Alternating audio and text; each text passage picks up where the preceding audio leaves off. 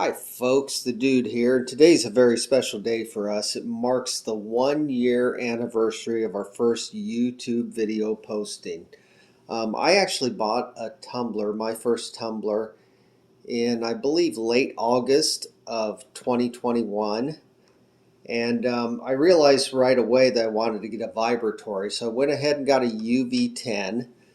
And the capacity on the UV10 was so large that I felt I needed to get more rotary tumblers to fill it faster. So that was the start of our journey. And then after we got used to using the UV10, I realized there weren't a whole lot of really good videos on how to use the UV10. So I thought I'd give back to YouTube a little bit and show people how to use that. And that was our first video, how the dude uses the UV10. And since then we've progressed. We've gotten more rotary tumblers. The UV10 actually ended up breaking down, so now we're using the Lotto tumbler. Over the first year we've posted 42 videos, so a little less than once a week. Rock tumbling is kind of a slow process. I don't want to bore you with each and every barrel change. I want to bring you the high points and I guess the low points too. So we're going to continue posting videos. I hope that we do some more variety this year, that we give you some rock hunting videos.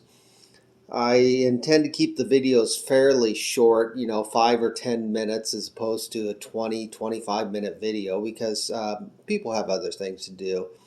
And in the first year, we've gotten a little over 350 subscribers, and that's fine. We don't post a whole lot of videos. We don't press the subscriptions a whole lot. So thank you if you're a subscriber.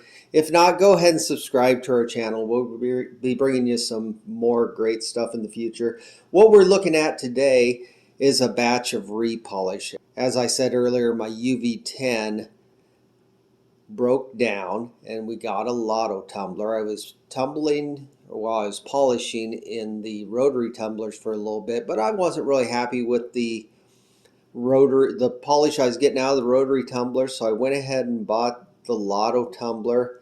I really like the vibratory tumblers for polish. And I'll show you an example of what I mean.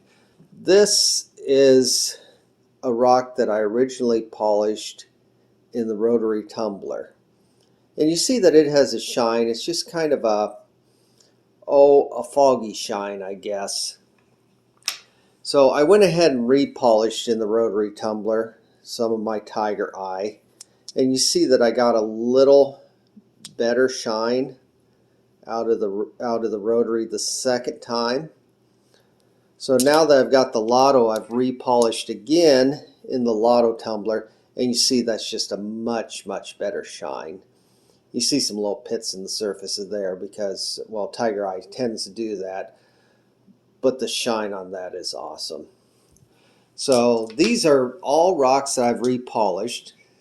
Up front I have some jasper, and I'd done these. I said I was going to do a tutorial on how to polish, but I was not happy with the polish I got out of the rotary tumbler, so I never posted that video. I don't want to feel that I'm being hypocritical and telling people to do something that I'm really not doing very well. So that's a little condensation from my hand right there. But those, after going through the Lotto tumbler, are looking awesome. And some of these rocks, even though they went through the rotary tumbler, didn't have the best shine. Some of them got taken away by the grandchildren. The children, friends at work got some of them. See, that Lotto gives a beautiful shine on these. The other thing I've repolished is, of course, our tiger eye. Tiger eye is just a great rock. I didn't know a whole lot about this when I first got into tumbling. The neat thing about it is how the color changes on the side there depending on the angle. You'll see how those stripes change from a bright gold to a dark brown depending on what angle you're looking at it. So that's just really a cool rock. I'll show you another example. Some of them are a little bit paler, and this one I'm not sure It looks like it's damaged just a little around the edge, but still a great shine on it. And the other thing that I polished was I had some Bahia agates and some thunder eggs I tried polishing together. I did not get a very good polish on those the first time, and now look at that. It's beautiful. So these are Brazil agates. I don't know if I said Bahia agates at the start, but they are Brazil agates. And I got these as full chunks. I cut them in half, so there's a pair to, well, partner to this one. That one's very nice. Got some great banding on it. This one I don't think I have a partner to. I think maybe it was cracked a little, and the other half didn't come out completely whole. So you see the back side's just kind of rough, but it's got some polish to it, but it's, you know, got some pits and some low spots in it too. And that one's very cool. So when I polished these the first time, I got ceramic media caught there in the center. The second time I polished, I tried putting a little silicone in there, and you see there's still a little silicone. I got to work on getting that out, but there's still a little silicone stuck in there. I finally figured out a process, I'll get to it in just a little bit, for clogging up those holes during the polish. This I think is one of the neatest Brazil agates, the waterline banding. And it's undercutting just a little bit along some of the softer stripes. But for the most part, that is a beautiful, beautiful rock.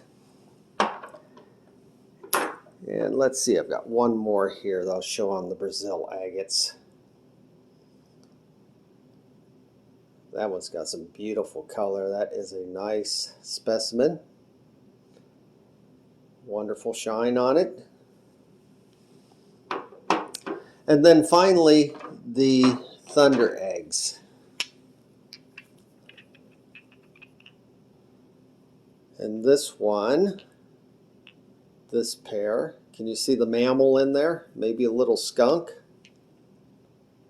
Not so much on this one as much as this one because he has the eyeball and everything. Wolfie always sees shapes in these. I don't as much. They are more visually oriented than I am. Some of these have some softer material. I assume that's like a common opal in there. It doesn't shine up, but still kind of neat looking.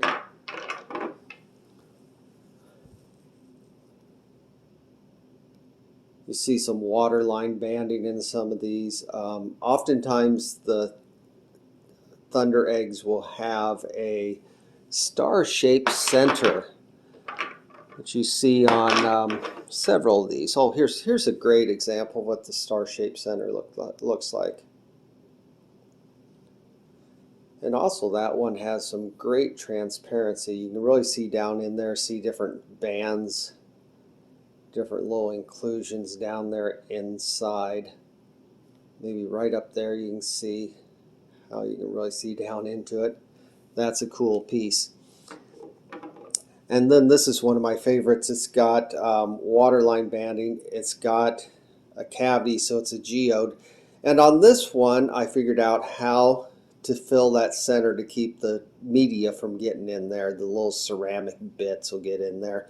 And then you got to pry them out, and it's kind of difficult. So I did use the silicone fill, but before I did that, I just put a thin coat of oil in there. And I took a rag, you can take a Q-tip, whatever, and kind of work it around on the outer crystals here. And then when you put the silicone in, you don't have to shove it all the way in very deep. You just barely cover the opening. And as long as you got that oil on there first, it won't really stick to the crystals. It will hold in place because there's no force trying to bring it out. It's actually trying to be pushed in. But the shape of the crystals will hold it into place. The silicone kind of forms around them. And then when you're done, it'll pop right out. It protects that center spot. Doesn't cause any problems. And so that's all I have for you today, folks. Tune in next time, and until then, be happy, be kind, and make your home a safe place. Bye, everyone.